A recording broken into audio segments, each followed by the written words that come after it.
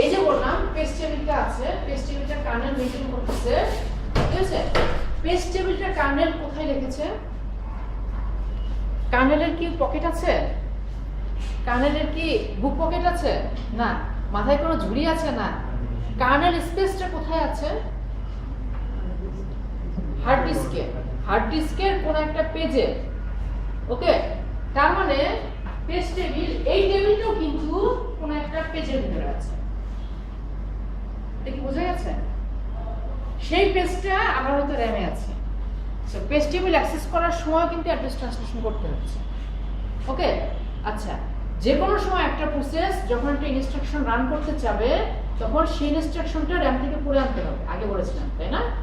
এখন যদি র্যাম থেকে র্যামে পেজটা থাকে তাহলে র্যাম থেকে পড়ে আনতে হবে, যদি র্যামে না থাকে হার্ড ডিস্ক থেকে পেজটা র্যামে নিয়ে আসতে হবে, তারপর র্যাম থেকে পড়ে আনতে হবে। ওকে, আচ্ছা, এই সময় কি অ্যাড্রেস ট্রান্সলেশনের দরকার পড়বে নাকি পড়বে না একটা ইনস্ট্রাকশন রান করার জন্য? আচ্ছা, ইনস্ট্রাকশন রান করার জন্য পড়বে। কোন একটা অ্যারের কোন একটা লোকেশনে আমি একটা ভ্যালু রাখতে চাইলাম যে a10 সমান 20, এখানে কি পেজ টেবিল অ্যাক্সেস করা দরকার আছে? না স্যার। কেন দরকার নাই?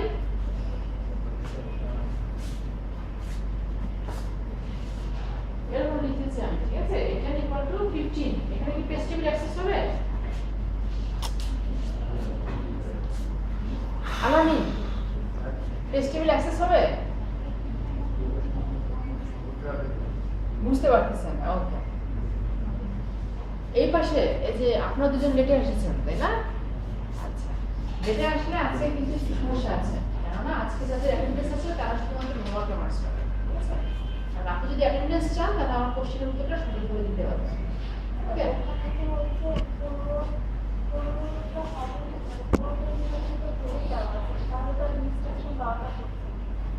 আচ্ছা, আপনি পাশে জন, আপনিও একমত, সহমত। আচ্ছা, আর কারকে অ্যাটেন্ডেন্স নাই বলি তো? তানভীর, এখানে কি পেজ টেবিল অ্যাক্সেস করতে হবে নাকি হবে না? কেন হবে? কি ডেটা থাকবে?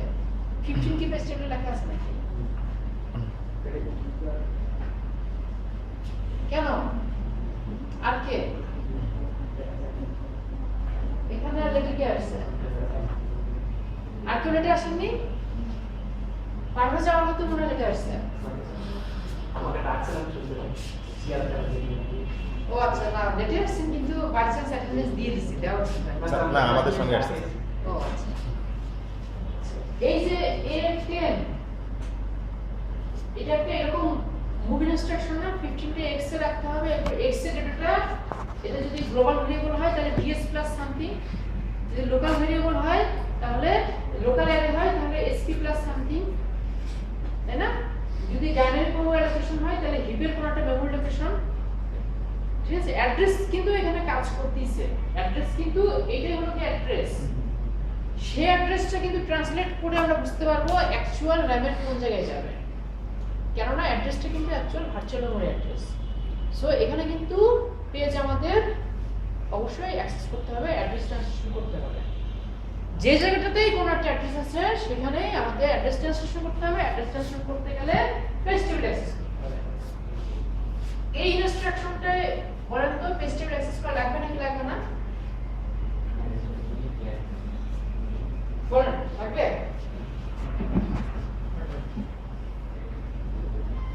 কেন বুঝতে পারবেন না? এখানে অ্যাড্রেস অ্যাক্সেস করা হয়েছে কোনো কি x কি কাজ করে তাই বলেন? x এর হলো একবার দেয় তাই না? x জিনিসটা কি? কি x কি? রেজিস্টার, রেজিস্টারটা কোথায় থাকে? মাইক্রোপ্রসেসরের ভিতর। তার মানে ওর অ্যাড্রেস মাইক্রোপ্রসেসর জানে। এটা কিন্তু আর পেজ টেবিল থেকে অ্যাক্সেস করা লাগছে না যে x কোন জায়গায় আছে, কাজেই এটা জন্য লাগবে না, ঠিক আছে? এরকম সাপোজ লিখলাম, এরকম ইনস্ট্রাকশন আপনারা লেখেন না, x এবং bx যোগ করে রেজাল্টটা x এ লিখতে হয়, এখানে পেজ টেবিল অ্যাক্সেস করা লাগবে না, ঠিক আছে? বাট যেখানেই একটা অ্যাড্রেস আছে সেখানে কিন্তু পেজ টেবিল অ্যাক্সেস করা লাগবে। পেজ টেবিল অ্যাক্সেস করে অ্যাড্রেসটাকে ট্রান্সলেট করে নিয়ে তারপর আমরা র্যামের অ্যাকচুয়াল লোকেশনটা পাবো, ঠিক আছে? তাহলে এরকম একটা পেজ টেবিল দিয়ে দিব, পেজ টেবিল দিয়ে এখানে এরকম একটা অ্যাড্রেস দিয়ে দিব, দিয়ে বলবো কি এখন প্রসেসটা কি পেজ ফল্ট হবে নাকি হবে না। ঠিক আছে, অ্যাড্রেসটাকে আপনাদের করতে হবে, অ্যাড্রেস অনুযায়ী পেজ নাম্বার বাইট করতে হবে। পেজ নাম্বার বাইট করে দেখতে হবে কি যে এটা যে পেজ যে এন্ট্রিটাতে আছে সেই এন্ট্রিটা পেজ ফ্রেমে আছে নাকি নাই। যদি পেজ ফ্রেমে থাকে তাহলে হবে, যদি পেজ ফ্রেমে থাকে তাহলে পেজ ফল্ট হবে না, যদি না থাকে হবে। আবার এরপর ইনস্ট্রাকশন দিয়ে বলবো এখন পেজ ফল্ট হবে নাকি হবে না, উত্তরের সপক্ষে যুক্তি প্রদর্শন করুন, তাই না? তাহলে বুঝতে হবে কি যে এখানে কোনো অ্যাড্রেস নাই, এখানে পেজ ফল্ট হওয়ার কোনো কারণই নেই, এখানে কোনো অ্যাড্রেসই অ্যাক্সেস করা হচ্ছে না, ডাইরেক্ট মাইক্রোপ্রসেসরে কাজ হচ্ছে। ঠিক আছে, ওকে। এই যে প্রায় প্রতিটা ইনস্ট্রাকশন রান করার জন্য একবার করে পেজ টেবিল হাতে দেওয়া লাগতেছে। আবার যে কোনো ইনস্ট্রাকশন, প্রতিটা ইনস্ট্রাকশন যখন রান করা হচ্ছে বেশিরভাগ ইনস্ট্রাকশনে ফেচ, ডিকোড, এক্সিকিউট সাইকেলের ভিতরে যাচ্ছে, তাই না? তাহলে বারবার ইনস্ট্রাকশন ফেচ করতে হচ্ছে, তখনও একবার করে পেজ টেবিল হাতে দেওয়া লাগছে। তো এই কারণে পেজ টেবিলটা যদি আমরা র্যামে রাখি, র্যাম অনেক ফাস্ট, ঠিক আছে, কিন্তু তারপরও আমরা যে পরিমাণ ফাস্ট চাই সেই পরিমাণ ফাস্ট না। কাজেই পেজ টেবিল র্যামে রাখলেও অনেক সময় কম্পিউটার স্লো হয়ে যায়, র্যামের চেয়ে আরো বেশি কাছাকাছি থাকতে হয়। ঠিক আছে, আরো বেশি কাছাকাছি রাখতে চাইলে উপায়টা কি? হ্যাঁ, ক্যাশ মেমোরি। ঠিক আছে, মাইক্রোপ্রসেসরের ভিতরে আছে কি আমরা জানি ক্যাশ মেমোরি। ক্যাশ মেমোরিরও আবার বেশ কয়েকটা লেভেল থাকে। লেভেল 1 ক্যাশ, সাইজটা ছোট থাকবে। হ্যাঁ অবশ্যই, সেটার জন্য টেকনিক আছে। যেটা বলতেছি আগে শোনেন, ক্যাশেরও আমরা বলি কি বেশ কয়েকটা লেভেল আছে, L1 L2 L3, তাই না? ক্যাশ মেমোরির L1 ক্যাশ যেটা খুবই ছোট কিন্তু এই বেশি, অ্যাক্সেস করা যায় খুব ফাস্ট। L2 কি আরেকটু স্লো কিন্তু আরেকটু বড়, চিপ বেশি।